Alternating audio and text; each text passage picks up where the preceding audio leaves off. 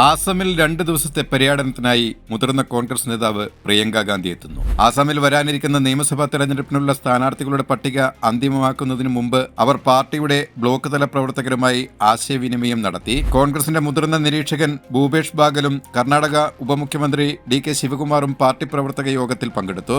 ഗുവാഹത്തിയിലെ കാമാക്ഷ്യ ക്ഷേത്ര ദർശനത്തോടെയാണ് മുതിർന്ന കോൺഗ്രസ് നേതാവ് പ്രിയങ്ക ഗാന്ധി തന്റെ 2 ദിവസത്തെ പര്യടനം അസമിൽ ആരംഭിച്ചത്. പ്രിയങ്ക ഗാന്ധി പുണ്യശക്തി പീഠത്തിൽ രാഷ്ട്രീയ പ്രസ്താവനകൾ നടത്തുന്നതിൽ നിന്ന് വിട്ടുനിന്നെങ്കിലും കാമാഖ്യ ക്ഷേത്രത്തിൽ സന്ദർശനത്തിന്റെ ദൃശ്യങ്ങൾ സോഷ്യൽ മീഡിയയിൽ ഉടൻ വൈറലായി. ആസാമിലെ യുവാക്കളുമായി സംവദിക്കുക, കഴിഞ്ഞ 5 വർഷത്തിനുള്ളിൽ 1.5 ലക്ഷത്തിലധികം തൊഴിലവസരങ്ങൾ എങ്ങനെ സൃഷ്ടിക്കപ്പെട്ടുവെന്ന് നേരിട്ട് കേൾക്കുക, തേയിലത്തോട്ടങ്ങൾ സന്ദർശിക്കുകയും 850-ലധികം തോട്ടങ്ങളിലെ 3.5 ലക്ഷം തേയിലത്തോട്ട കുടുംബങ്ങളെ കാണുകയും ചെയ്യുക, അവർക്ക് 200 വർഷത്തെ കാത്തിരിപ്പിന് ശേഷം ഒടുവിൽ ഭൂമിയുടെ ഉടമസ്ഥാവകാശം ലഭിക്കുന്നെന്ന സന്തോഷവുമുണ്ട്. പ്രിയങ്ക ഗാന്ധി ഉടൻ പ്രധാനമന്ത്രിയാകുമെന്ന് അനുഗ്രഹിച്ച ഒരു സാധുവുമൊത്തുള്ള സന്തോഷകരമായ നിമിഷങ്ങൾ പ്രിയങ്ക ഗാന്ധി പങ്കുവച്ചു. ഹമാര ബേട്ടി സാൽ പ്രധാനമന്ത്രി ബനേഗ ആണ് പ്രിയങ്കയുടെ തലയിൽ കൈവച്ചുകൊണ്ട് അവർ അനുഗ്രഹിച്ചു.